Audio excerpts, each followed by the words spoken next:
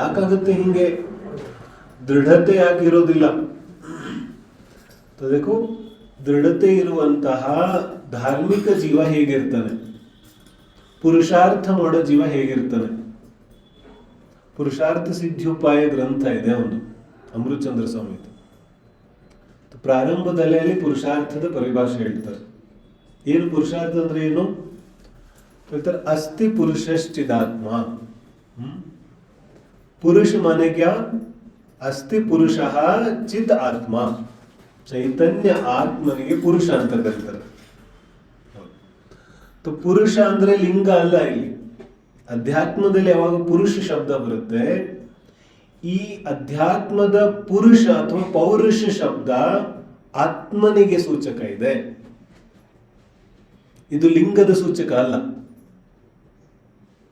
तो दिमाग से बिल्कुल निकाल दो पुरुष पुरुषार्थ करते हैं, नहीं नहीं, पुरुष पुरुषार्थ ಅಲ್ಲ. ಪುರುಷ ಅಂದ್ರೆ ಚೈತನ್ಯ ಆತ್ಮ.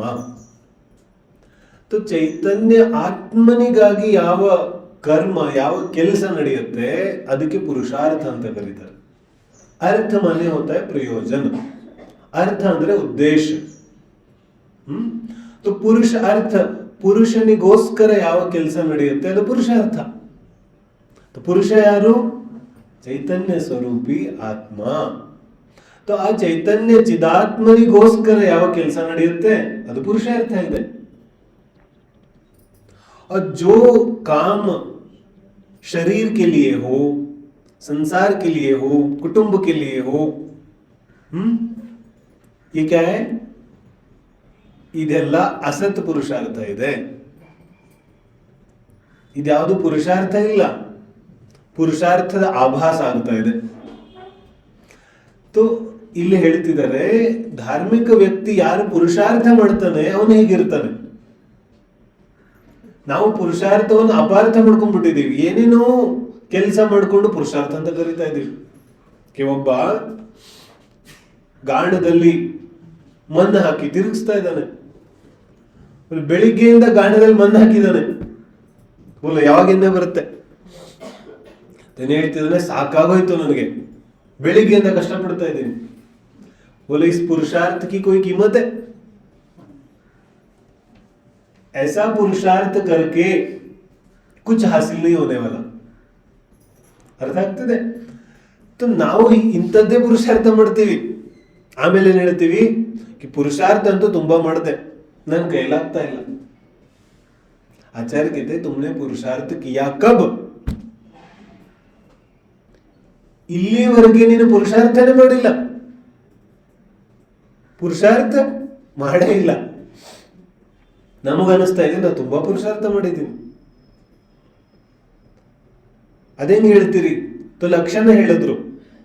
ಏನ್ ಹೇಳಿದ್ರು? 31ನೇ ಶ್ಲೋಕದಲ್ಲಿ ಮೋಹಂ ವಿಹಾಯ, ಆಮೇಲೆ ಎರಡನೇದು ವಿತ್ತ ಸ್ಪೃಹ, ವ್ಯಾವೃತ್ತ ವಿತ್ತ ಸ್ಪೃಹ. ಇದು 2 ಲಕ್ಷಣ ಹೇಳಿದ್ರಲ್ಲ, ಇದು 2 ಲಕ್ಷಣ ಪುರುಷಾರ್ಥದಿದೆ. ಯಾವ ಕೆಲಸ ಮಾಡ್ತಿದೀವಿ ಅದರಲ್ಲಿ ಮೋಹ ಇರಬಾರ್ದು, तो वो ಪುರುಷಾರ್ಥ है. ಮತ್ತೆ ಯಾವ ಕೆಲಸ ಮಾಡ್ತಿದೀವಿ ಅದರಲ್ಲಿ ಪರಿಗ್ರಹದ ಆಸೆ ಇರಬಾರ್ದು, ಹಾಗಾದ್ರೆ ಅದು ಪುರುಷಾರ್ಥ ಇದೆ. ಪರಿಗ್ರಹದ ಆಸೆ ಇಟ್ಕೊಂಡು ಕೆಲಸ ಮಾಡ್ತಾ ಇದ್ರೆ ಅದು ಪುರುಷಾರ್ಥ ಇಲ್ಲ. ಮೋಹ ಇಟ್ಕೊಂಡು ಕೆಲಸ ಮಾಡ್ತಾ ಇದ್ರೆ ಅದು ಪುರುಷಾರ್ಥ ಇಲ್ಲ. ಇದು ಪ್ರಾಣಿಗಳು ಮಾಡುತ್ತೆ, ಪ್ರಪಂಚದ ಪ್ರತಿಯೊಂದು ಜೀವ ಇಂಥ ಕೆಲಸ ಮಾಡುತ್ತೆ. ಬೋಲು, कौन सा प्राणी नहीं करता ऐसा पुरुषार्थ? कौन सा प्राणी, कौन सी पक्षी अपना घोंसला नहीं बनाती? ಎಲ್ಲಾ ಪಕ್ಷಿಗಳು ಗೂಡು ಕಟ್ತಾವ ತಾನೆ. ಕೆಲವು ಕಟ್ಲಿಲ್ಲ ಅಂದ್ರೆ ಇನ್ನೊಂದನ್ನ ಓಡಿಸ್ಬಿಟ್ಟು ಕೂತ್ಕೊಂಡ್ಬಿಡ್ತವೆ. ಮನುಷ್ಯನ ಇದೇ ತಾನೇ ಮಾಡ್ತಾನೆ, ಅವನೇ ಕಟ್ಟತಾನೆ. ಮತ್ ಕೆಲವರು ಕಟ್ಟಕ್ ಆಗ್ಲಿಲ್ಲ ಅಂದ್ರೆ ಓಡಿಸ್ಬಿಡ್ತಾರೆ ಕೆಲವ್ರನ್ನ. ಇದು ಕರುತ್ತೆ. ಸಂತಾನೋತ್ಪತ್ತಿ ಯಾವ ಪ್ರಾಣಿಗಳು ಮಾಡೋದಿಲ್ಲ, ಮಕ್ಕಳನ್ನ ಜೋಪಾನ ಯಾವ ಪ್ರಾಣಿ ಮಾಡೋದಿಲ್ಲ. ಬೋಲೋ, ಈ ಪುರುಷಾರ್ಥ ಹುವಾ. ಇದೆಲ್ಲ ಜಂಗಲ್ ಕೆ ಕಾಮೇ ಸಬ್.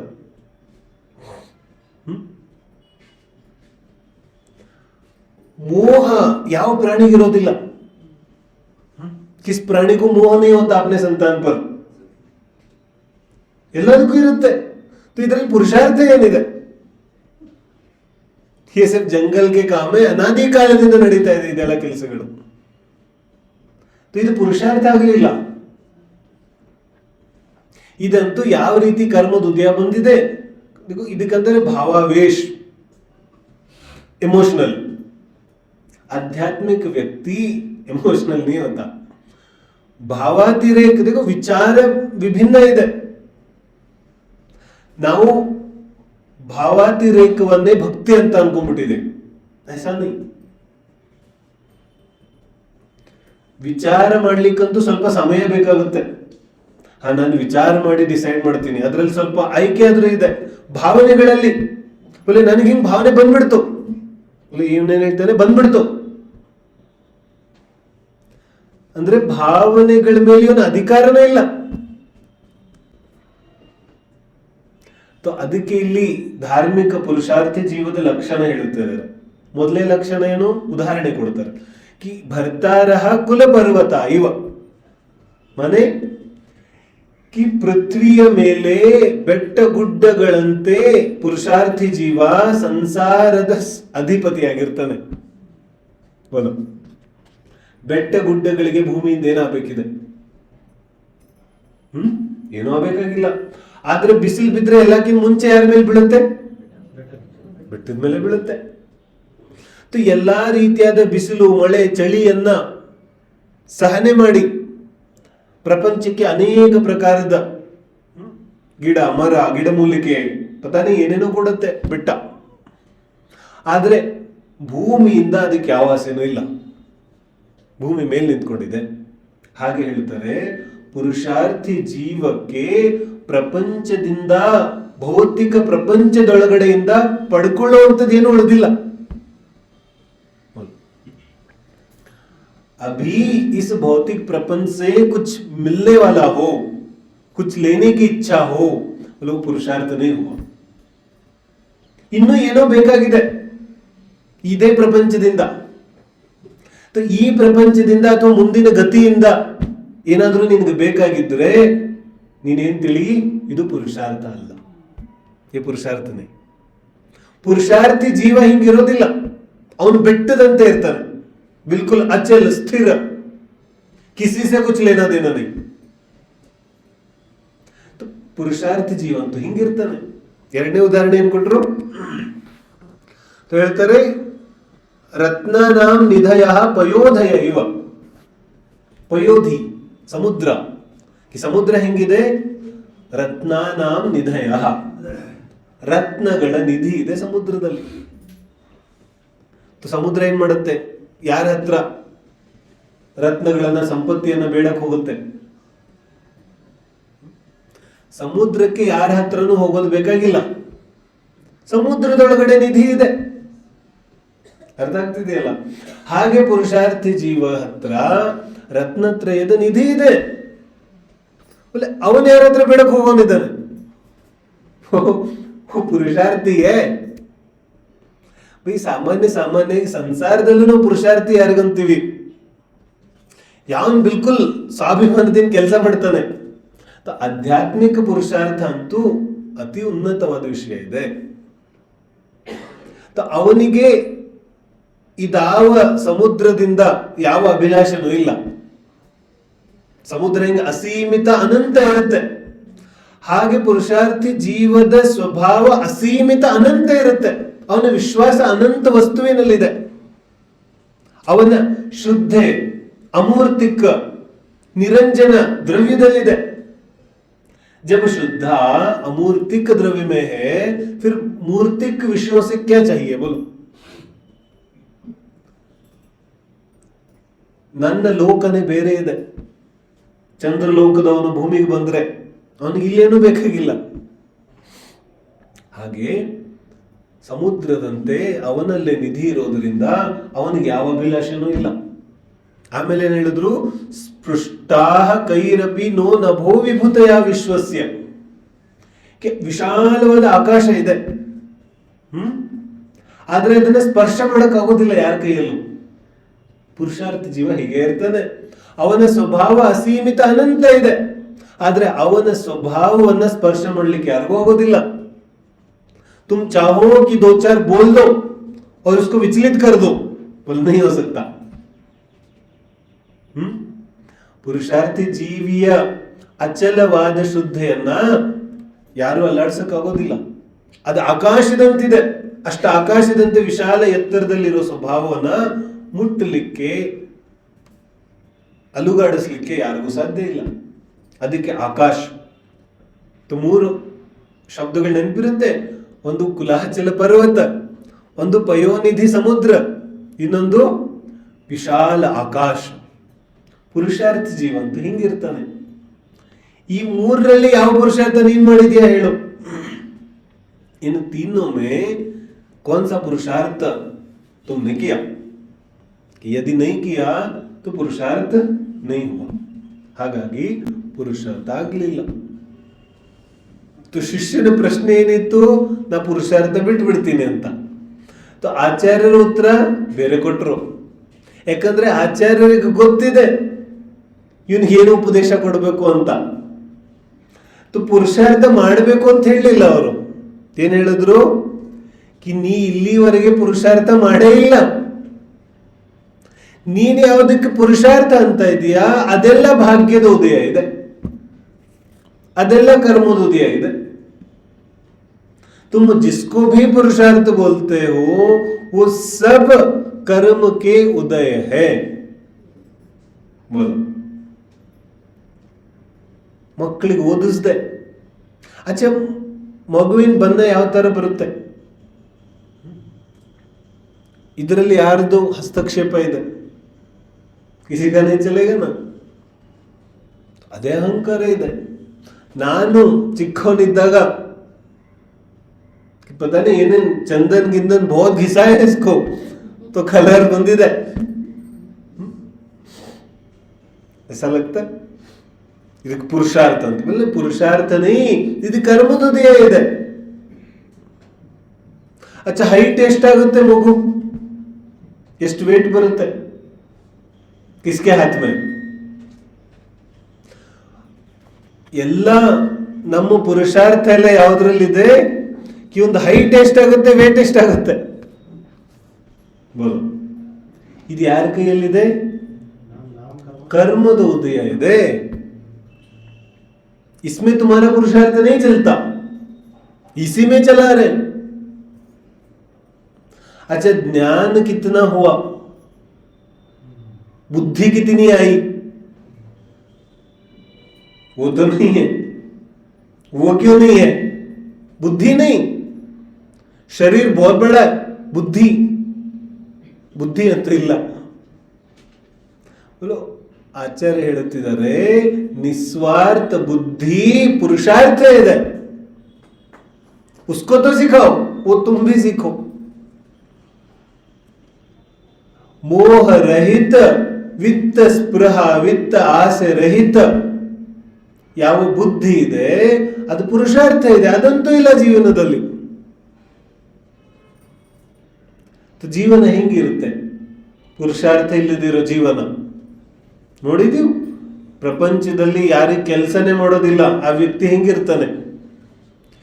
ಸಿಕ್ಕವ್ರಿಗೆ ನಮಸ್ಕಾರ ಹೊಡಿತಾ ಇರ್ತಾನೆ, ಯಾರೇನು ಹೇಳಿದ್ರು ಕೇಳ್ತಾ ಇರ್ತಾನೆ। ಯಾಕೆ? ಯಾಕಂದ್ರೆ ಅವನಿಗೆ ಪುರುಷಾರ್ಥನೇ ಮಾಡೋದಿಲ್ಲ। ನ್ಯಾರಿ ಬಾತ್ ಐಸೆ ಈ ಆಧ್ಯಾತ್ಮಿಕ ಪುರುಷಾರ್ಥ ಮಾಡದೇ ಇರೋ ಜೀವಿಯ ಮಾನಸಿಕ ವೃತ್ತಿ ಸತತವಾಗಿ ಭಿಕ್ಷುಕ ವೃತ್ತಿ ಇರುತ್ತೆ, ಹೊರಗಡೆಯಿಂದ ಕಾಣಿಸೋದಿಲ್ಲ, ಹೊರಗಡೆಯಿಂದ ಶ್ರೀಮಂತವಾಗಿ ಕಾಣಿಸ್ತಾನೆ, ಅಂತರಂಗದಲ್ಲಿ ಭಿಕ್ಷುಕ ಇದ್ದಾನೆ, ಮಾಂಗ್ತಾ रहता हर समय। ಇದು ಪುರುಷಾರ್ಥ ಆಗ್ಲಿಲ್ಲ। 33 ಆಯ್ತಲ್ಲ, 34ನೇ ಶ್ಲೋಕ ಹೇಳ್ತಾರೆ ನಾ,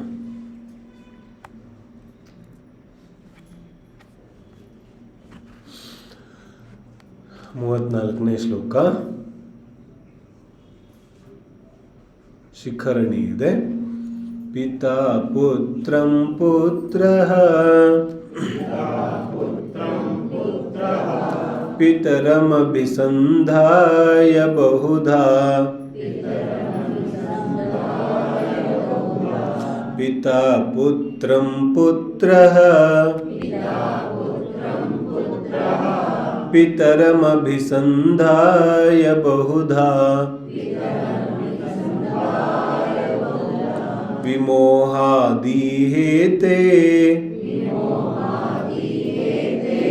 ಸುಖಲವಮವಾಪ್ತುಂ ನೃಪಪದಂ ಸುಖಲವಮಪವಾಪ್ತುಂ ನೃಪಪದಂ ಅಹೋ ಮುಗ್ಧೋ ಲೋಕೋ ಮೃತಿಜನನ ದೃಷ್ಟಾಂತರಗತೋ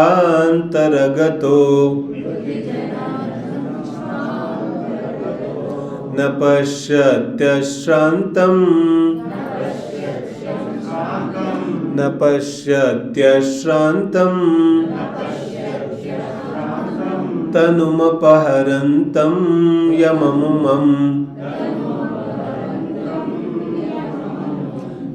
ಏನ್ ಹೇಳ್ತಿದ್ದಾರೆ? ಪುರುಷಾರ್ಥ ಅರ್ಥ ಆಗ್ಲಿಲ್ಲ ಇವನಿಗೆ.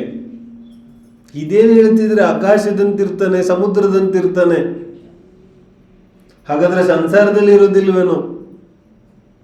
ಅರ್ಥ ಆಗ್ತಿಲ್ಲ ಶಿಷ್ಯನಿಗೆ. ಯಾಕಂದ್ರೆ ಪುರುಷಾರ್ಥದ ನಿಜವಾದ ಸ್ವರೂಪ ಅರ್ಥ ಆಗೋದು, ಅದನ್ನ ಸ್ವೀಕಾರ ಮಾಡೋದು ಬಹಳ ಕಷ್ಟದ ಕೆಲಸ ಇದೆ. ಕೆಲವು ತುಂಬಾ ವಿರಳ ಜೀವಿಗಳಿಗೆ ಮಾತ್ರ ಸ್ವೀಕಾರ ಆಗುತ್ತೆ. ಆ ಜೀವಿಗಳಿಗೆ ಧರ್ಮ ಪ್ರಾಪ್ತಿನೂ ಆಗುತ್ತೆ. ಎಲ್ಲರಿಗೂ ಆಗದೇ ಇರೋ ವಿಷಯ ಅಲ್ಲ ಇದು, ಆಗೋ ವಿಷಯ ಅಲ್ಲ ಇದು. ಕೆಲವೇ ಸಾತಿಶಯ ದೃಢ ಪುರುಷಾರ್ಥ ಇರೋ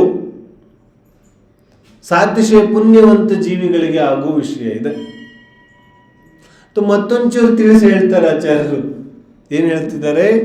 ಪಿತಾ ಪುತ್ರಂ ಪಿತಾ ಪುತ್ರಂ ಪುತ್ರಃ ಪಿತರಂ ಪಿತಾ ಪುತ್ರಂ ಪುತ್ರಃ ಪಿತರಂ.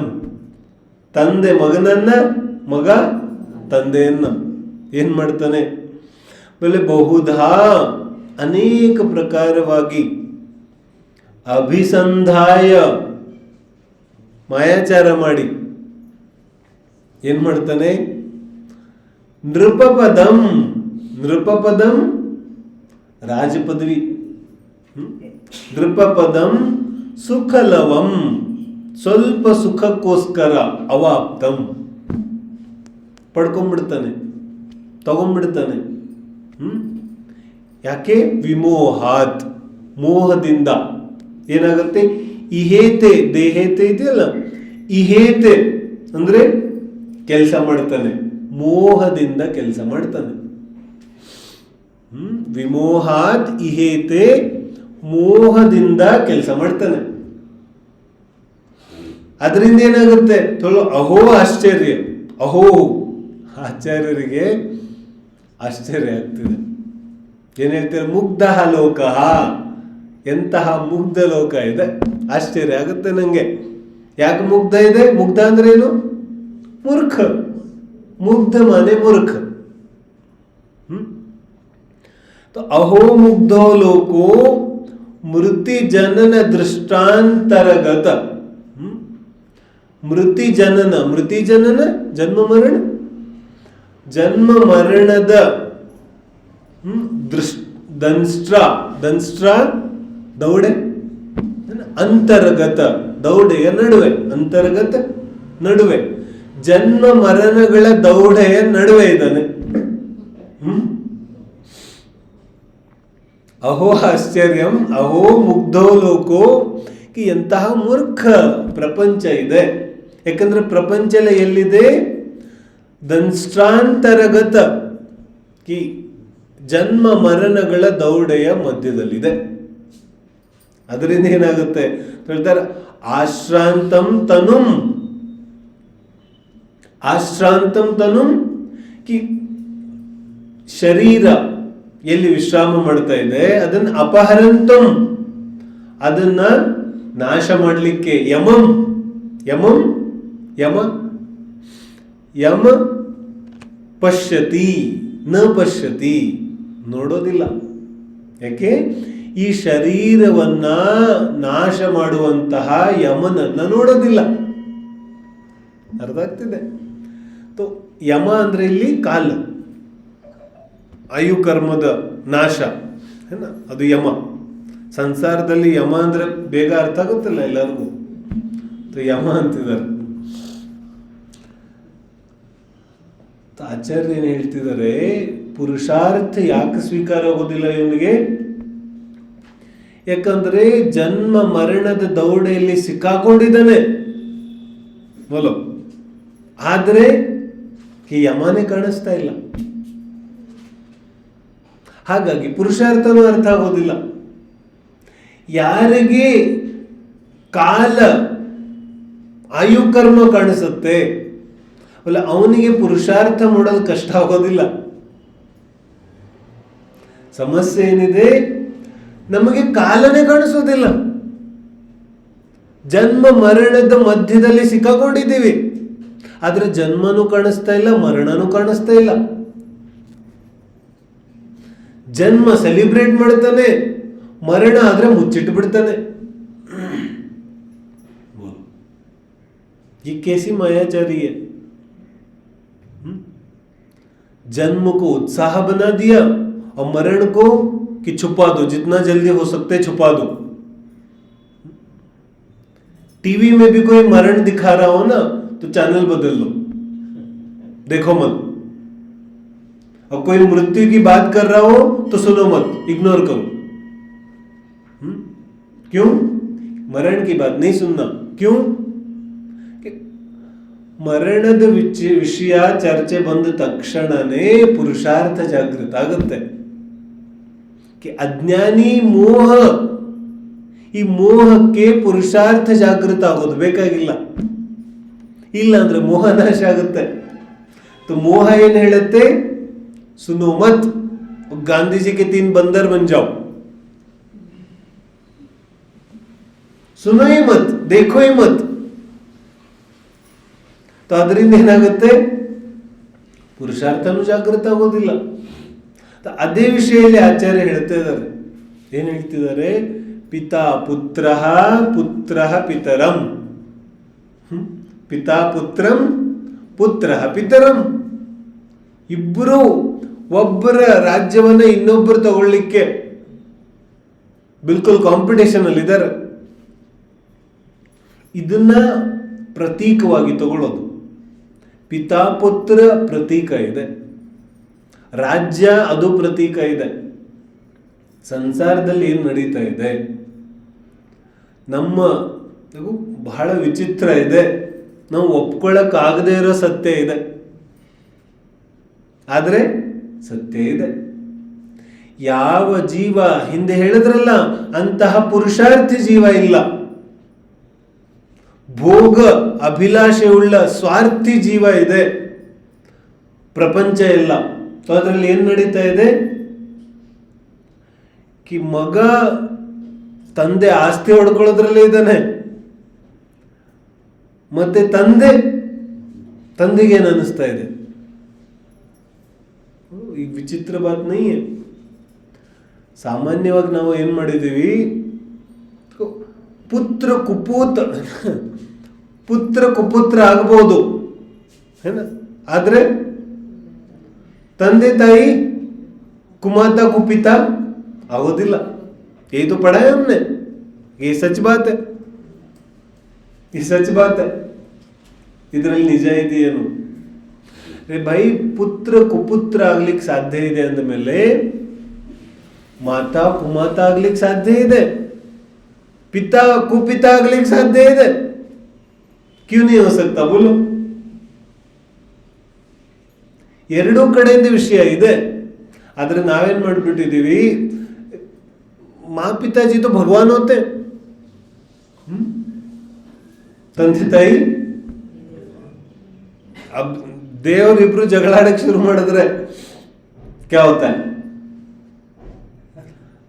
तो ಮಗು ಕನ್ಫ್ಯೂಸ್ ಆಗ್ಬಿಡುತ್ತೆ. ದೇವತೆಗಳು ಜಗಳಾಡ್ತಾ ಇದ್ದಾರೆ. ये भगवान के लक्षण है.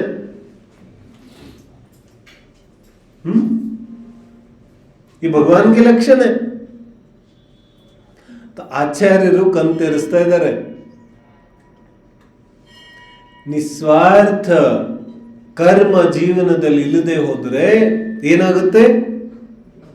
ಕೇವಲ ಎಲ್ಲಾ ಸಂಬಂಧಗಳು ಮಾತ್ರ ಸ್ವಾರ್ಥವನ್ನ ಸಾಧಿಸುತ್ತೆ. कोई भी संबंध हो, पिता पुत्र ಅಂತೂ ಇಲ್ಲಿ ಸೂಚಕ ಇದೆ. कोई भी संबंध हो, वो संबंध कैसे है? नोच के खाने वाले हैं, कुछ नहीं. स्वार्थ संबंध. सुत दारा होई न सीरी, सब स्वार्थ के हैं भीरी. मतलब कि ಜೀವನದಲ್ಲಿ ನಿಸ್ವಾರ್ಥ ಪುರುಷಾರ್ಥ ಇಲ್ಲದೆ ಹೋದರೆ ಆ ಜೀವ ಮಾತ್ರ ತನ್ನ ಸ್ವಾರ್ಥ ಸಾಧನೆಯನ್ನ ಮಾಡ್ತಾನೆ ಪ್ರಪಂಚದಿಂದ. ಉಸ್ಕೋ ಪುರುಷಾರ್ಥಿ ಇಲ್ಲದೆ ಇರೋ ಜೀವಕ್ಕೆ ಪ್ರಪಂಚದಲ್ಲಿ ಎಲ್ಲ ತನ್ನ ಭೋಗದ ಸಾಧನಗಳಾಗಿ ಕಾಣಿಸುತ್ತೆ. ಬೇರೆ ಆಚಾರ್ಯ ಏನು ಹೇಳ್ತಿದ್ದಾರೆ? ಪುರುಷಾರ್ಥ ಯಾವ ಜೀವಕ್ಕಿಲ್ಲ, ಅವನಿಗೆ ಪ್ರಪಂಚದಲ್ಲಿರುವಂತಹ ಪ್ರತಿಯೊಂದು ವಸ್ತು, ವ್ಯಕ್ತಿ, ಸಂಬಂಧ ಎಲ್ಲ ಹೆಂಗ್ ಕಾಣಿಸುತ್ತೆ? ತನ್ನ ಸ್ವಾರ್ಥ ಪೂರ್ತಿಯ ಸಾಧನ. ಅಲ್ಲೊಂದು ಬೆಟ್ಟ ಕಾಣಿಸ್ತಾ ಇದೆ, ತೋ ಏನ್ ಮಾಡೋದು? ಭೋಗೋ, ಖಾओ उसको. ಈ ಒಂದು ಸಂಬಂಧ ಇದೆ, ಮೊದಲು ವಿಚಾರ ಏನ್ ಬರುತ್ತೆ ಅವನಿಗೆ? ಈ ಸಂಬಂಧದಿಂದ ಲಾಭ ಏನಿದೆ? ಅರ್ಥ ಆಗ್ತಿದೆಯಲ್ಲ? ಯಾವ ಸಂಬಂಧದಲ್ಲಿ ಇವನಿಗೆ ವಿಚಾರ ಬರುವುದಿಲ್ಲ? ಬೋಲೋ ऐसा कौन सा संबंध है ಯಾವುದರಲ್ಲಿ ಸ್ವಾರ್ಥದ ವಿಚಾರನೆ ಬರೋದಿಲ್ಲ? ಸ್ವಾರ್ಥ ಇದ್ಮೇಲೆ ಇದೆಂತಹ ಸ್ನೇಹ, ಇದೆಂತಹ ಮಿತ್ರತೆ, ಇದು ಬಿಲ್ಕುಲ್ ವಿಕೃತಿ ಏನೇ. ಇದರಲ್ಲಿ ಆನಂದ, ಸಂತೋಷ, ಮಿತ್ರತೆ, ಸ್ನೇಹ ಎಲ್ಲಿದೆ? कोई भी संबंध खड़ा करते हैं तो सबसे पहला हम क्या सोचते? ಇದರಿಂದ ಲಾಭ ಏನಾಗುತ್ತೆ? ಲಾಭ ಇಲ್ದಿದ್ರೆ ಫೋನ್ ಎತ್ತೋದಿಲ್ಲ ನಾವು. इसको तो इग्नोर कर दो, कोई काम का नहीं है. काम का क्यों नहीं है? क्योंकि ನಮ್ಮ ಸ್ವಾರ್ಥ ಪೂರ್ತಿ ಆಗೋದಿಲ್ಲ, तो ದೂರ ಇಟ್ಬಿಡ್ತೀವಿ. ಎಲ್ಲಾ ಸಂಬಂಧಗಳು ಇದೇ ತರ ಇದ್ದಾನೆ. तो ಆಚಾರ್ಯರು ಅದನ್ನೇ ಹೇಳ್ತಾ ಇದ್ದಾರೆ. ಪಿತಾ ಪುತ್ರ ಇದಂತೂ ಯಾಕೆ ಉದಾಹರಣೆ ಕೊಡ್ತಾ ಇದ್ದಾರೆ? ಯಾಕಂದ್ರೆ ಈ ಸಂಬಂಧದಲ್ಲಿ ಹೀಗಿದೆ ಅಂದ್ರೆ ಉಳಿದಿರೋ ಸಂಬಂಧವನ್ನ ನೀನೇ ವಿಚಾರ ಮಾಡು ಅಂತ. बोलो अशोक चक्रवर्ती बोलो क्या हुआ? ಯಾವ ಕುಟುಂಬದವನು? ಗುಪ್ತ ಸಾಮ್ರಾಜ್ಯ. बोलो दादा ಯಾರು? ಚಂದ್ರಗುಪ್ತ ಮೌರ್ಯ. ಯಾರು?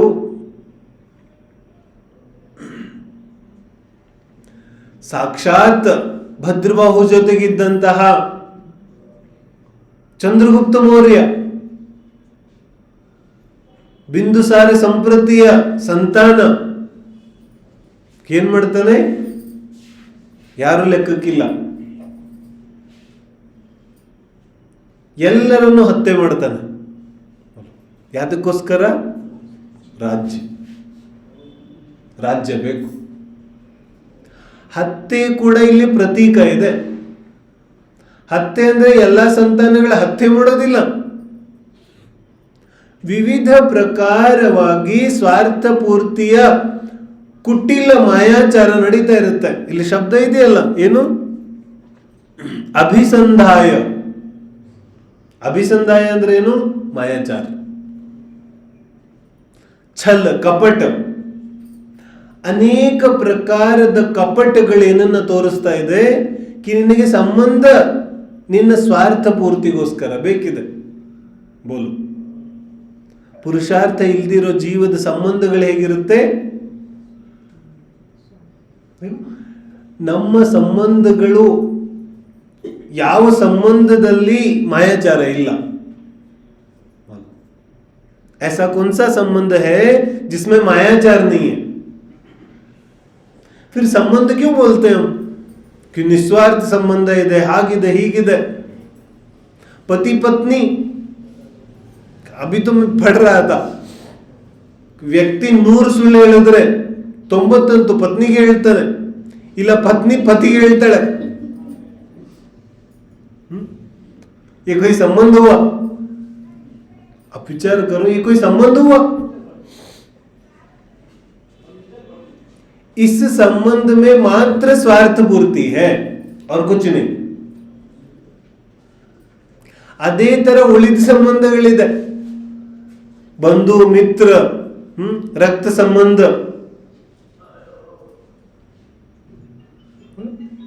ಕೆಲವೊಂದು ಜನಕ್ಕಂತೂ ಅನ್ಸುತ್ತೆ ರಕ್ತ ಸಂಬಂಧ ಅದಕ್ಕಿಂತ ದೊಡ್ಡದೇನಿದೆ.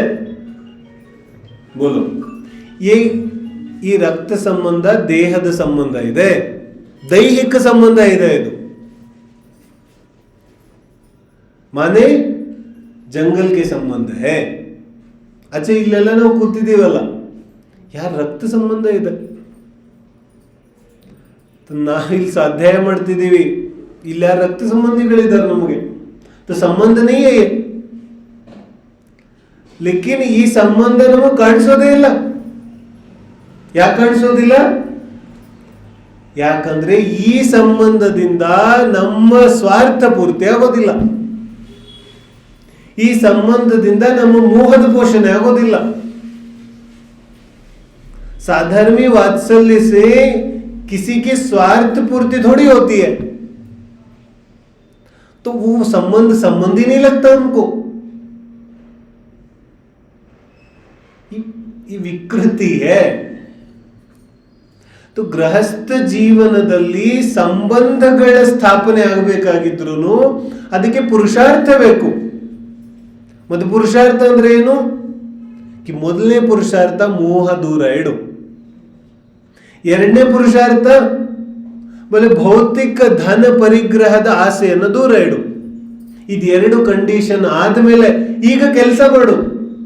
बोले ನೀನು ಯಾವ ಕೆಲಸ ಮಾಡಿದ್ರು ಶುಭ ಇದೆ. हम क्या गलती करते हैं, हम पूछते हैं कौन सा काम करो तो शुभ है, ಯಾವ ಕೆಲಸ ಮಾಡಿದ್ರೆ ಶುಭ ಇದೆ. ऐसा नहीं होता. ಕೆಲಸ ಶುಭ ಅಶುಭ ಇರೋದಿಲ್ಲ. ಒಬ್ಬ ತಂದೆ ಸೇವೆ ಮಾಡ್ತಾ ಇದ್ದಾನೆ, ಆದ್ರೆ ಯಾತಕ್ಕೆ? ತುಂಬಾ ಮಾಲಿದೆ. ಇಲ್ಲ ಸೊಸೆ ಮಾವನ್ ಸೇವೆ ಮಾಡ್ತಾ ಇದ್ದಾಳೆ, ಏನಕ್ಕೆ? ಆಸ್ತಿ ತುಂಬಾ ಇದೆ. तो ये शुभ हुआ कि अशुभ हुआ? तो ನೋಡೋರಿಗೆ ಏನ್ ಕಾಣಿಸ್ತಾ ಇದೆ? तो ಕೆಲಸ ತನ್ನಿಂದ ತಾನೇ ಶುಭ ಅಶುಭ ಇರೋದಿಲ್ಲ. तुम ಬಂದು ನಮ್ಮನ್ನ ಇದನ್ನ ಕೇಳೋದಿಲ್ಲ कि ಯಾವ ಕೆಲಸ ಶುಭ ಇದೆ ಅಂತ. ये मत पूछो, ऐसा नहीं बताया जा सकता. तो पूछो पुरुषार्थ किसको कहते हैं? ನಿನ್ನನ್ನ ನೀನೇ ಕೇಳು, ಇದರಲ್ಲಿ ನನ್ನ ಸ್ವಾರ್ಥ ಏನಿದೆ? ನಿನ್ನ ಸ್ವಾರ್ಥ ಇದ್ರೆ ಇದಂತೂ ವಿಕೃತಿ ಇದೆ. ಸಂಬಂಧದಿಂದ ನಿನಗೆ ಸಂತೋಷ ಸಿಗೋದಿಲ್ಲ. ಸ್ವಲ್ಪ ದಿನದ ಹಿಂದೆ ಪ್ರಶ್ನೆ ಬಂದಿತ್ತಲ್ಲ, ಧಾರ್ಮಿಕ ಜೀವಕ್ಕಂತೂ ಯಾವ ಸಂಬಂಧಗಳಲ್ಲೂ ಸಾರ ಕಾಣಿಸೋದಿಲ್ಲ ಅಂತ. ऐसा नहीं, ಧಾರ್ಮಿಕ ವ್ಯಕ್ತಿಯೇ ನಿಜವಾದ ಸಂಬಂಧಗಳ ಸ್ಥಾಪನೆ ಮಾಡ್ಲಿಕ್ಕೆ ಸಾಧ್ಯ ಇದೆ. ಉಳಿದವರಂತೂ ಸ್ವಾರ್ಥ ಪೂರ್ತಿ. ಆ ಜೀವಕ್ಕಂತೂ ಸಂಬಂಧಗಳ ಅರ್ಥನೇ ಗೊತ್ತಿಲ್ಲ. ಅವನಿಗೋಸ್ಕರ ಎಲ್ಲ ಭೋಗ ಸಾಧನ ಇದೆ. ತನ್ನ ದೇಹವನ್ನ ಹಿಡಿದು ಇಡೀ ಪ್ರಪಂಚ ಎಲ್ಲ ಸ್ವಾರ್ಥ ಸಾಧನೆಯ ಮಾಧ್ಯಮ ಇದೆ. ದೇಹನು ಯಾಕೆ ಬಳಸ್ಕೊತಾನವನು? ಅದು ಭೋಗಿಸ್ಲಿಕ್ಕೇನೆ. सामान्य बात. तो ಪಿತಾ ಪುತ್ರಂ ಪುತ್ರ ಪಿತರಂ, ಇಬ್ಬರು ಒಬ್ಬರಿಂದ ಇನ್ನೊಬ್ಬನ ಸ್ವಾರ್ಥವನ್ನು ಪೂರ್ತಿ ಮಾಡ್ತಿದ್ದಾರೆ. ಪಿತ ಏನ್ ಹೇಳ್ತಿದ್ದಾನೆ, ಈಗ ನೀನ್ ನೋಡ್ಕೊತಾ ಇದ್ದೀನಿ, ನಾಳೆ ಈ ಮಾಯಾಚಾರ नहीं है, ಅಗ್ರಿಮೆಂಟ್. ಯಾವುದೇ ಸ್ಟ್ಯಾಂಪ್ ಡ್ಯೂಟಿ ಇಲ್ಲದೆ ಅಗ್ರಿಮೆಂಟ್ ಆಗಿದೆ. ಅರ್ಥ ಆಗ್ತಿದೆಯಲ್ಲ? तो ಅಗ್ರಿಮೆಂಟ್ ಪೂರ್ತಿ ಆಗದೆ ಹೋದ್ರೆ ಕುಟುಂಬದಲ್ಲಿ ಕಲಹನೇ ಕಲಹ ಇದೆ. क्यों? ಯಾಕೆ ಕಲಹ ಆಗ್ತಾ ಇದೆ? कलह इसलिए क्योंकि स्वार्थ था, संबंध में स्वार्थ था. ಹೇಗೋ ಸಮ್ಯಕ್ ದೃಷ್ಟಿಯ ಯಾವ ಸಂಬಂಧಗಳಿದೆ ಅದು ತುಂಬಾ ಅಮೂಲ್ಯವಾದಂತಹ ಅನುಪಮವಾದಂತಹ ಸಂಬಂಧಗಳಿರುತ್ತೆ. ಸ್ವಾರ್ಥ नहीं होता कि ಭರತ್ ಬಾಹುಬಲಿ ಯುದ್ಧ ನಡೆದ್ರು कि ಬಾಹುಬಲಿಗೆ ಇಡೀ ರಾಜ್ಯದ ಅಭಿಲಾಷೆ ಭೋಗಾಭಿಲಾಷೆ ಇರಲಿಲ್ಲ. ಸೋಚು, ಯುದ್ಧ ನಡೀತಾ ಇರೋನಿಗೆ ಏನು ಅನ್ನಿಸ್ತಾ ಇದೆ, ಇಬ್ಬರಿಗೂ ರಾಜ್ಯದ ಅಭಿಲಾಷೆ ಎಷ್ಟಿದೆ. नहीं था. ಮತ್ತೆ ಯುದ್ಧ ಹೇಗೆ ಮಾಡ್ತಾ ಇದ್ರು? ಈ ಯುದ್ಧಕ್ಕ ಕಾರಣ ಕುछ और था, ಆದ್ರೆ ಭೋಗಾಭಿಲಾಷೆ ಇರಲಿಲ್ಲ. तो ಯುದ್ಧ ನಡೆದ ತಕ್ಷಣನೇ ತ್ಯಾಗ. ಜನರಿಗೆ ಏನನ್ಸುತ್ತೆ, ಯುದ್ಧ ಆದ್ಮೇಲೆ ವೈರಾಗ್ಯ ಬಂದಿತ್ತು. ನೈ, ವೈರಾಗ್ಯ ಮುಂಚೆನೇ ಇತ್ತು. ಭೋಗಾಭಿಲಾಷೆ ಇರಲಿಲ್ಲ. ಚಕ್ರವರ್ತಿ 6 ಖಂಡದ ಸಂಪತ್ತಿ ಜಯಿಸಿದ್ರು ಭೋಗಾಭಿಲಾಷೆ ಇಲ್ಲ. ಅವನಿಗೆ ಗೊತ್ತಿದೆ, ಅವನು ಪರ್ವತದಂತಿದ್ದಾನೆ, ಇದರಿಂದ ನನಗೇನು ಸಿಗೋದಿಲ್ಲ ಅಂತ ಗೊತ್ತಿದೆ ಅವನಿಗೆ. तो फिर क्यों करता है कि ಯಾವಾಗ ಯಾವ ಸಮಯದಲ್ಲಿ ಯಾವ ಕೆಲಸ ಮಾಡಲಿಕ್ಕೆ ಯೋಗ್ಯ ಇದೆ ಅದನ್ನ ಮಾಡ್ತಾನೆ. ಅದು ಇಷ್ಟ ಇದೆಯೋ ಅನಿಷ್ಟ ಇದೆಯೋ, ಅದರಿಂದ ಪ್ರಸಿದ್ಧಿ ಸಿಗತ್ತೋ ನಿಂದನೆ ಆಗತ್ತೋ, ये कुछ काम नहीं है. ಇದೆಲ್ಲ ವಿಚಾರ ಮಾಡೋದಿಲ್ಲ ಅವನು. ಯಾವುದು ಮಾಡಲಿಕ್ಕೆ ಯೋಗ್ಯ ಇದೆ, जो काम करने के लिए योग्य है उसको करो.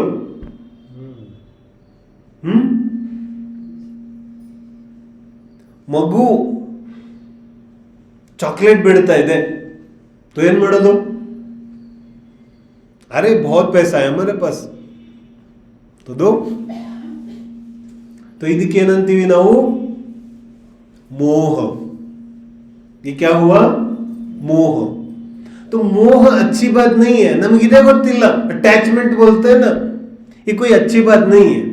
अच्छी बात प्रेम होता है, ಅದರಲ್ಲಿ ಸ್ವಾರ್ಥ ಇರೋದಿಲ್ಲ. ಈ ಮೋಹದಲ್ಲಂತೂ ಮಹಾಸ್ವಾರ್ಥ ಇದೆ.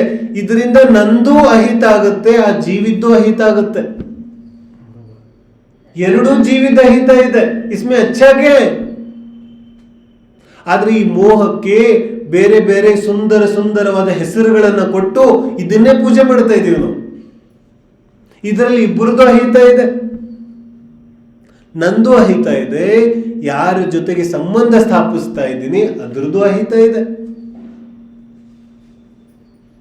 ಪತಿ ಪತ್ನಿಯ ಸಂಬಂಧ, ಸ್ನೇಹ ಮಿತ್ರ ಬಂಧುಗಳ ಸಂಬಂಧ, ಪುತ್ರಿ ಪಿತಾ, ಪಿತಾ ಪುತ್ರ, ಎಷ್ಟು ಪ್ರಕಾರದ ಸಂಬಂಧ ಇದೆ. ಅದೆಲ್ಲದರಲ್ಲಿ ಪ್ರಮುಖತೆಯಿಂದ ಮೋಹ ಇದೆ. और ये जानवरों की बात है, ಇದು ಪ್ರಾಣಿಗಳ ಲಕ್ಷಣ ಇದೆ ಮೋಹ. ದೇಖ, ಒಂದು ರೊಟ್ಟಿ ಹಾಕಿದ್ರೆ ನಾಯಿ ಹೆಂಗ್ ನೆಕ್ಕೊಂಡ್ ಬರುತ್ತೆ ಅಂತ. तो क्या ये प्रेम हो गया? कुत्ते को प्रेम नहीं हुआ, मोह ಇದೆ ಇದು. तो ಮನುಷ್ಯನಿಗೆ ಮೋಹ ಇದ್ರೆ ಅವನೇ ಮನುಷ್ಯ. भाई प्रेम हो तब कोई बात है, ಪ್ರೀತಿ ಇದ್ರೆ ಆಗ ಮನುಷ್ಯ ಇದ್ದನು. ಬಹುತೇಕ ತಂದೆ ತಾಯಿಗಳು ಮಕ್ಕಳಿಗೆ ಕುಪಿತ ಆಗ್ಬಿಡ್ತೀವಿ. ಇದು ಮಹಾಪುರಾಣದಲ್ಲಿ ಉಲ್ಲೇಖಗಳಿದೆ ಈ ತರ. ಯಾಕೆ ನಾವು ಮೋಹಕ್ಕೆ ಬೆಲೆ ಕೊಡ್ತಾ ಇದ್ದೀವಿ, ಪ್ರೀತಿಗೆ ಇಲ್ಲ. ಅದಕ್ಕೆ ಸೂಚನೆ ಏನು ಕೊಟ್ರು? ಸತತವಾಗಿ ಜೀವನದಲ್ಲಿ ಮೋಹ ಇದ್ದಂತಹ ವ್ಯಕ್ತಿ ಒಂದಲ್ಲ ಒಂದು ಕಪಟದಿಂದ ತನ್ನ ಸ್ವಾರ್ಥ ಪೂರ್ತಿ ಮಾಡ್ತಾ ಇರ್ತಾನೆ ಸಂಬಂಧಗಳಿಂದ. ಇಲ್ಲಿ ಯಾರಾದ್ರೂ ಒಂದು ಸಂಬಂಧ ಹೇಳಕ್ ಸಾಧ್ಯ ಇದೆ ಯಾವುದ್ರಲ್ಲಿ ಮಾಯಾಚಾರ ಇಲ್ಲ? ऐसा कौन सा संबंध है बोलो? ಕಪಟ ಇಲ್ಲದೆ ಇರೋ ಸಂಬಂಧ.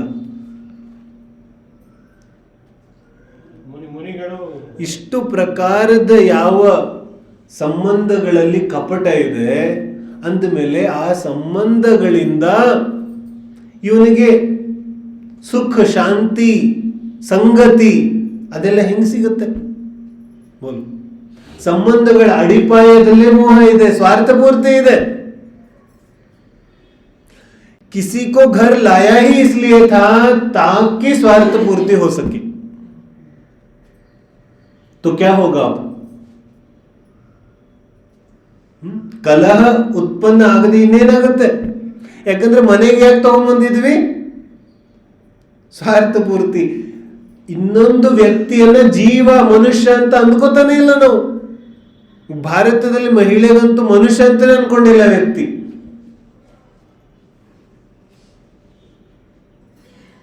बिल्कुल. अब बाहर जाओ और देखो पुरुष को, तो उसको व्यक्ति मनुष्य अंताने अनिसोदिಲ್ಲ. वो भूल चुका है, उसने वस्तु समझ लिया, वस्तु ಅನ್ಕೊಂಡ್ಬಿಟ್ಟಿದ್ದಾನೆ. ಹಾಗಾಗಿ ಪುರುಷಾರ್ಥ ಜೀವನವನ್ನ ಶುದ್ಧ, ಶುಚಿಗೊಳಿಸುತ್ತೆ, ಜೀವನವನ್ನ ಉನ್ನತಕ್ಕೇರಿಸುತ್ತೆ. ಪುರುಷಾರ್ಥ ಮಾಡಲಿಕ್ಕೆ ಹಿಂಜರಿಯೋದಿಲ್ಲ, ಪುರುಷಾರ್ಥ ಮಾಡಲಿಕ್ಕೆ ಹಿಂಜರಿಯೋದು ಅಗತ್ಯ ಇಲ್ಲ. ತೋ ಏನ್ ಹೇಳ್ತಿದ್ದಾರೆ? ಅಹೋ ಮುಗ್ಧೋ ಲೋಕೋ. ಆಚಾರ್ಯರಿಗೆ ಇಷ್ಟೆಲ್ಲ ನೋಡಿ ಆಶ್ಚರ್ಯ ಅನ್ನಿಸ್ತಾ ಇದೆ. ಎಂತಹ ಪ್ರಪಂಚ ಇದೆ ಜನ್ಮ ಮರಣದ ನಡುವೆ ಸಿಕ್ಕಾಕೊಂಡಿದ್ದಾನೆ, ಮತ್ತೆ ಡ್ಯಾನ್ಸ್ ಮಾಡ್ತಾ ಇದ್ದಾನೆ. ये क्या बात हो गई? ನಿನಗೆ ಆಯು, ಕರ್ಮ, ನಿನ್ನ ಕಾಲ ಇದಾವುದಾದ್ರೂ ನೆನಪಿದ್ರೆ ಮೋಹ ಪೋಷಣೆ ಮಾಡ್ತಾ ಇದ್ದೇನು? ನಾಳೆ ಮರಣ ಇದೆ ಅಂತ ಗೊತ್ತಾದ್ರೆ ಯಾವ ಮೋಹದ ನೆನಪು ಬರುತ್ತೆ? ಆದ್ರೆ ನಮಗೆ ತುಂಬಾ ವಿಶ್ವಾಸ ಇದೆ ನನ್ನ ಆಯು ಕರ್ಮ ಅಂತೂ ಗಟ್ಟಿ ಇದೆ. ಮತ್ತೆ ಆಗಾಗ ನಮಗೆ ಕಣ್ಣಿಗೆ ಕಾಣಿಸ್ತಾನೆ ಇರುತ್ತೆ. ಗಟ್ಟಿ ಇದೆ, ಗಟ್ಟಿಗಿದೆ ಅಂತ ಹೇಳೋರೆಲ್ಲ ಚಲ್ಬಸೆ. ಆದ್ರೂ ನನಗೇನು ಅನ್ಸುತ್ತೆ, ನಂದು ಮಾತ್ರ ಗಟ್ಟಿ ಇದೆ. ಹೀಗಿರೋದ್ರಿಂದ ಪುರುಷಾರ್ಥ ಜಾಗೃತ ಆಗೋದಿಲ್ಲ. ಸ್ವಲ್ಪ ಹೇಳಿದ್ನಲ್ಲ, ಸ್ಮಶಾನಕ್ಕೆ ಹೋದಾಗ ಡೆಡ್ ಬಾಡಿಯನ್ನ ಬರ್ನ್ ಮಾಡುವಾಗ ಅದರೊಳಗಡೆ ನಮ್ಮ ದೇಹನು ನೋಡೋದು, ನಮ್ಮ ಮುಖ, ನಮ್ಮ ಕೂದಲು, ಇಸ್ಕೋ ಬಿ ದೇಖೋ ಜಲ್ತಾ ಹುವಾ. ಆಗ ಪುರುಷಾರ್ಥ ಜಾಗೃತ ಆಗುತ್ತೆ.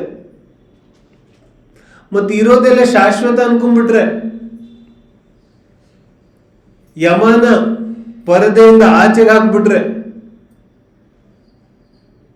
ಈಗ ಇದು ನಿನಗೋಸ್ಕರ ನೀನು ನರಕವನ್ನ ಸೃಷ್ಟಿ ಮಾಡ್ಕೊಂಡಿದೀಯ. ಯಾವ್ದು ಕಾಣಿಸ್ಬೇಕಿತ್ತು ಅದನ್ನ ನೋಡಕ್ ಬಿಡೋದಿಲ್ಲ, ಯಾವ್ದು ಕಾಣಿಸ್ಬಾರ್ದು ಅದನ್ನ ಮುಂದೆನೆ ಇಟ್ಟಿರ್ತಾನೆ. ऐसा तो ಜೀವನ. ಮನೆಯಲ್ಲಿ ಇಂತಹ ನಿಮಿತ್ತಗಳನ್ನು ಇಟ್ಕೊಂಡಿರ್ತೀವಿ ನಾವು. ಮನೆಯಲ್ಲಿ ಯಾವ ತರ ನಿಮಿತ್ತಗಳಿರುತ್ತೆ? ಯಾವುದು ಇದನ್ನೆಲ್ಲ ಮರೆಯಕ್ಕೆ ಕಾರಣ ಆಗುತ್ತೆ ಅಂತಹದ್ದು ವಸ್ತುಗಳಿರ್ತೀವಿ. ಹಾಲಲ್ಲಿ, ಟೇಬಲ್ ಮೇಲೆ, ಗೋಡೆ ಮೇಲೆ ಎಂತಹ ವಸ್ತುಗಳಿಟ್ಟಿರ್ತೀವಿ ಎಲ್ಲಿ ನೋಡಿದ ತಕ್ಷಣ ಎಲ್ಲ ಮರೆತು ಬಿಡಬೇಕು. ऐसे वस्तु हैं ಏನ ಅದಕ್ಕೆ ಹೇಳ್ತಿದ್ದಾರೆ, ನ ಪಶ್ಯಂತ, ಈ ಶರೀರ ಶಾಶ್ವತವಾಗಿ ವಿಶ್ರಾಮವನ್ನ ಪಡೆಯುವಂತಹ ಯಮನನ್ನ ಇವನು ನೋಡೋದೇ ಇಲ್ಲ. ಇದೆಂತಹ ಮೂರ್ಖತೆ ಇದೆ. ಮುಗ್ಧತೆ ಮೂರ್ಖತೆ ಅಂತಾರೆ. ನಾವು ಮುಗ್ಧತೆಗೆ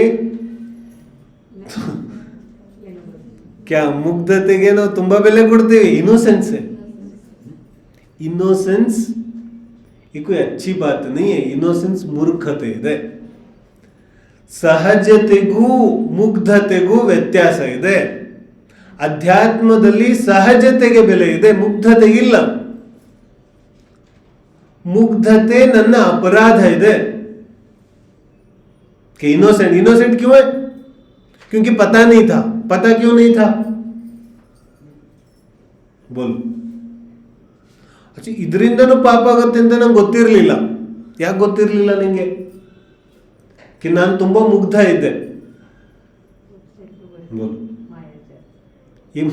ये क्या है? ಈ ಮುಗ್ಧತೆಯ ಅಡಿಯಲ್ಲಿ ನಾವು ನಮ್ಮದೇ ಸ್ವಾರ್ಥವನ್ನು ಪೋಷಿಸ್ತಾ ಇರ್ತೀವಿ. ಮುಗ್ಧತೆ 5-6 ವರ್ಷದ ಮಗುವಿನ ತನಕ ಮಾತ್ರ ಸೀಮಿತ ಇರುತ್ತೆ. ಅದಾದ್ಮೇಲೆ ಯಾವ ಮುಗ್ಧತೆ? 20 ವರ್ಷ ಆದ್ರೂ ಮುಗ್ಧತೆನೆ. ಅದಕ್ಕೆ ಮುಗ್ಧತೆ ಇದೆ. ಮನೆಯಲ್ಲಿ ತಂದೆ ತಾಯಿಗಳು ಅದೇ ಮಾಡ್ತಿರ್ತೀವಿ. ಇದೇನು ನಮ್ಮ ಪುತ್ರ ಪುತ್ರಿ ಜೊತೆಗೆ ಒಳ್ಳೆ ವ್ಯವಹಾರ ಆಗಲಿಲ್ಲ. ಜ್ಞಾನದ ದೀಪ ಜೀವನದಲ್ಲಿ ಬೆಳಗಬೇಕಿತ್ತು. ಅದನ್ನು ಬಿಟ್ಟು ನಾವು ಇನ್ನೂ ಚಿನ್ನು ಮುನ್ನು ಟಿಂಕಿ ಪಿಂಕಿ ಇದೇ ನಡೀತಾ ಇದೆ. ಮನೆಯಲ್ಲಿ ನಿಕ್ ನೇಮ್ಗಳು ಹಂಗೆ ಇರುತ್ತೆ. ಉಸ್ಕೋ ಬುಲಾವೋ ತೋ ಪತಾ ನೀ ಯಾರನ್ನ ಕರೀತಾ ಇದೀವಿ ಅನ್ಸುತ್ತೆ.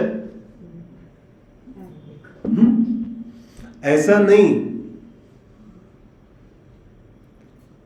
7-8 ವರ್ಷ ಆದ್ಮೇಲಂತೂ ಮುಗ್ಧತೆ ಹೊಟ್ಟೋಯ್ತು. ಇನ್ಯಾವ ಮುಗ್ಧತೆ? ಜ್ಞಾನ ಬರಬೇಕು ಜೀವನದಲ್ಲಿ.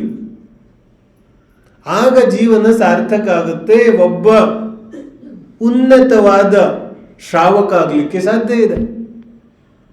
ಹಾಗೇನೆ ನಾವು ಕೂಡ ತಿಳಿಯೋದಿದೆ, ಮುಗ್ಧತೆ ಏನು ಒಳ್ಳೆ ವಿಷಯ ಆಗಲಿಲ್ಲ.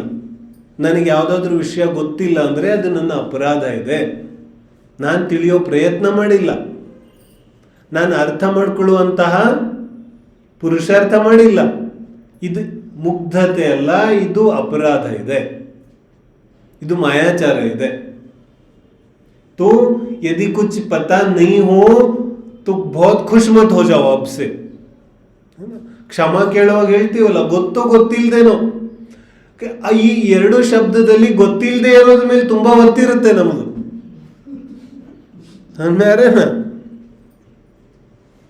जाने में तो निकल जाते हैं, अनजाने में जोर से बोल देते हैं. क्यों लगता है अनजाने में कर दिया तो कोई दिक्कत नहीं है. ತಿಳಿದೆ ಮಾಡೇ ಇರೋದು ಮಹಾ ಅಪರಾಧ ಇದೆ.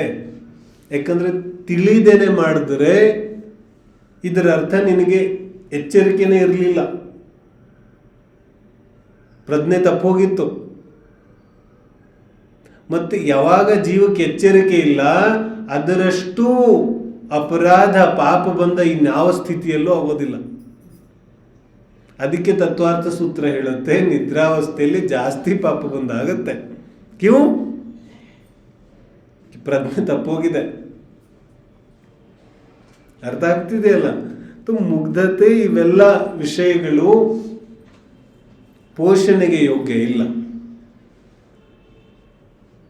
ಇದನ್ನ ಆರಾಧನೆ ಮಾಡೋದಿಲ್ಲ, ನಂಗೆ ಗೊತ್ತಿಲ್ಲ ಅಂತ. ಇದನ್ನ ಅಪರಾಧ ಅಂತ ತಿಳಿಯೋದು. ಇನ್ನು ಮುಂದೆ ಯಾವತ್ತಾದ್ರೂ ನಂಗೆ ಗೊತ್ತಿಲ್ಲ ಅಂತ ಅನ್ಸಿದ್ರೆ ಇಲ್ಲ, ನಾನು ಅಪರಾಧ ಮಾಡಿದ್ದೀನಿ ಅಂತ ತಿಳಿಬೇಕು. ಆಗ ಸುಧಾರಣೆ ಆಗುತ್ತೆ. ಅರ್ಥ ಆಗ್ತಿದೆಯಲ್ಲ? तो ಶ್ಲೋಕ ಓದೋಣ.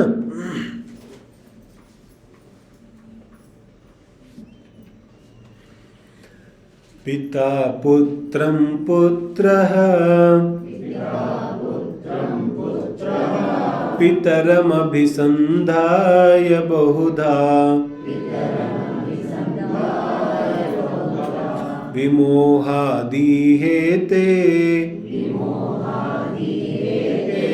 ಸುಖಲವಮವಾಪ್ತಂ ನೃಪಪದಂ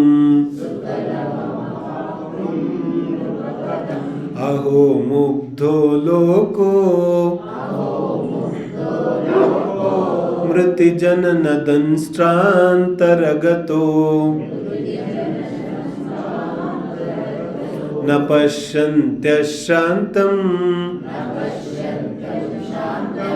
ತನುಮಪಹರಂತಂ ಯಮಮುಮಂ. ತೋ ಅಮುಂ ಯಮಂ ನ ಪಶ್ಯಂತಿ. ಈ ರೀತಿಯಾದ ಯಾವ ಯಮನ ಒಂದು ಸ್ವರೂಪ ಇದೆ ಅದನ್ನು ಇವನು ನೋಡೋದಿಲ್ಲ, ಅದಕ್ಕೆ ಮೂರ್ಖ ಇದ್ದಾನೆ. ಮೂರ್ಖ ಇರೋದ್ರಿಂದ ಪುರುಷಾರ್ಥ ಜಾಗೃತ ಆಗೋದಿಲ್ಲ. ಪುರುಷಾರ್ಥ ಜಾಗೃತ ಆಗದೆ ಇರೋದನ್ನ ಏನ್ ಹೇಳ್ತಾನೆ, ಎಲ್ಲ ಭಾಗ್ಯದ ಕಾರಣದಿಂದ ನಡೀತಾ ಇದೆ ಅಂತ ತಾನು ಆರಾಮಾಗಿ ಕೂತ್ಕೊಂಡ್ಬಿಡ್ತಾನೆ. ಹೋಗ್ತಾ ಏನ ಹೋಳಿ ಹೋಳಿ ಆಡೋದು ಎಲ್ಲರಿಗೂ ಇರುತ್ತೆ. ಆದ್ರೆ ಏನ್ ಮಾಡ್ತಾರೆ, ಹೋಳಿ ಬಣ್ಣ ಹಚ್ಚಕ್ ಬಂದಾಗ ದೂರ ಓಡ್ತಾ ಇದ್ದಾನೆ. ದೂರ ಓಡ್ತಾ ಇದ್ದಾನೆ. ಮತ್ತ ಆಮೇಲೆ ಹಾಕಿದ್ರು ಬಣ್ಣ ಇವನಿಗೆ. ಏನ್ ಹೇಳ್ತಾ ಇದ್ದಾನೆ, ನನಗಂತೂ ಆಸೆ ಇರಲಿಲ್ಲ, ಆದ್ರೆ ಬಂದು ಹಾಕ್ಬಿಟ್ರು. ಹೋಳಿ ಆಡೋ ಆನಂದನೂ ಬೇಕಿದೆ, ಆದ್ರೆ ನಾನೇ ಆಡ್ತಾ ಇದ್ದೀನಿ ಅಂತ ಒಪ್ಕೊಳ್ಳೋದಿಲ್ಲ. ದೋನೋ ತರಸೆ ಎರಡು ಕಡೆಯಿಂದ ಒಳ್ಳೆಯವನೇ ಆಗಿರ್ಬೇಕು ಇವನು. ಅರ್ಥ ಆಗ್ತಿದೆ? ಹಸಿವಾಗಿಲ್ಲ ಅನ್ನೋದು ಮತ್ ತಂದು ಕೊಟ್ರೆ ಎಲ್ಲ ಖಾಲಿ. ದೋನೋ ತರಸೆ ನನಗಂತೂ ಬೇಕಾಗಿರ್ಲಿಲ್ಲ, ಇವರೇ ತಂದು ಕೊಟ್ರು, ನಾನೇನ್ ಮಾಡ್ಲಿ? ಸಮಾರೇನ ಇದೇ ಮಾಯಾಚಾರ ಜೀವನವಿಡೀ ನಡೀತಾ ಇರುತ್ತೆ. ಅದಕ್ಕೆ ಹೇಳ್ತಿದ್ದಾರೆ, ಇವ್ರು ನೋಡೋದೇ ಇಲ್ಲ ಮಾಯಾಚಾರ. ಕಾಣಿಸಿದ್ರು ಮುಚ್ಚಾಕ್ಬಿಡ್ತಾನೆ. ಎಷ್ಟು ಪ್ರಸಂಗಗಳಿದೆ, ಯಾವ ಪ್ರಸಂಗಗಳಲ್ಲಿ ನಾವು ಮುಕ್ತವಾಗಿ ಜನ್ಮ ಮರಣದ ಚರ್ಚೆಯನ್ನ ಮಾಡ್ಲಿಕ್ಕೆ ತಯಾರಿದ್ದೀವಿ, ಮುಚ್ಚಾಕ್ಬಿಡ್ತೀವಿ ನಾವು. ಮತ್ಕರೋ ಬಾತ ಬಿ ಬರೀ ಯಾವುದು ಆನಂದ ಕೊಡುತ್ತೆ ಅದನ್ನ ಮಾತ್ರ. ಯಾಕಂದ್ರೆ ಇವನು ಭೋಗಿಸ್ತಾ ಇದ್ದೀನಿ ಅಂತಾನು ಅನ್ಬಾರ್ದು ಯಾರು, ಮತ್ತೆ ಭೋಗಿಸ್ಲೂಬೇಕು. ಅದಕ್ಕೇನ್ ಮಾಡ್ತಾನೆ, ಉಪಾಯ ಇದೆ, ಕಪಟ. ಸಂಬಂಧಗಳಲ್ಲೂ ಹಾಗೆ ಮಾಡ್ತಾನೆ, ಆಫೀಸಲ್ಲೂ ಹಾಗೆ ಮಾಡ್ತಾನೆ, ಧಾರ್ಮಿಕ ಕ್ಷೇತ್ರಕ್ಕೆ ಬಂದರೂ ಹಾಗೆ ಮಾಡ್ತಾನೆ. ಈ ಕಪಟತನದಿಂದ ಯಾರ ನಷ್ಟ ಇದೆ? ನಮ್ಮ ದಿನಗಳೇ ಹೋಗ್ತಾ ಇದೆ. ಯಾಕಂದ್ರೆ ದಿನಗಳು ಕಳೀತಾ ಇರೋದು ಇವನಿಗೆ ಗೊತ್ತಾಗ್ತಾ ಇಲ್ಲ, ದಿನಗಳು ಕಳೀತಾ ಇರೋದನ್ನ ಇವನು ನೋಡ್ತಾ ಇಲ್ಲ. ಆಯು ಕರ್ಮ ಕ್ಷಯ ಆಗ್ತಾ ಇರೋದು ಕಾಣಿಸ್ತಾ ಇಲ್ಲ. ಶರೀರ ಪ್ರತಿ ಸಮಯ ಜರ್ಜರ ಆಗ್ತಾ ಇದೆ, ಗೊತ್ತಾಗ್ತಾ ಇಲ್ಲ. ಇಂದ್ರಿಯಗಳು ಕ್ಷೀಣ ಆಗ್ತಾ ಇದೆ, ಲೆಕ್ಕಕ್ಕೆ ತಗೋತಾ ಇಲ್ಲ. ಟೇಸ್ಟ್ ಕಮ್ಮಿ ಆಗ್ತಾ ಇದೆ, ಕಿವಿ ಕಮ್ಮಿ ಕೇಳಿಸ್ತಾ ಇದೆ, ಕಣ್ಣು ಕಮ್ಮಿ ಕಾಣಿಸ್ತಾ ಇದೆ, ಹಲ್ಲು ಮುರಿದೋಗ್ತಾ ಇದೆ, ಕೂದಲು ಬೆಳ್ಳಗಾಗ್ತಾ ಇದೆ, ಸೊಂಟ ನೋವು ಮಂಡಿ ನೋವು ಬಂದಿದೆ, ಓಡಾಡಕ್ಕಾಗ್ತಾ ಇಲ್ಲ, ಅನ್ನ ಜೀರ್ಣ ಆಗ್ತಾ ಇಲ್ಲ ಸರಿಯಾಗಿ, ಕುಚ್ಚು ಸಿಗ್ತಾನೆಯೇ.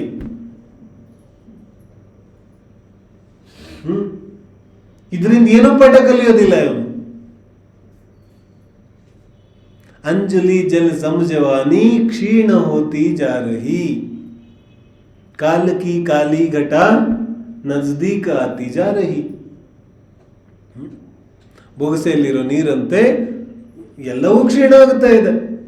ಅದನ್ನು ನೋಡಿದ್ರೆ ನಿಜವಾದ ಪುರುಷಾರ್ಥ ಜಾಗೃತ ಆಗುತ್ತೆ.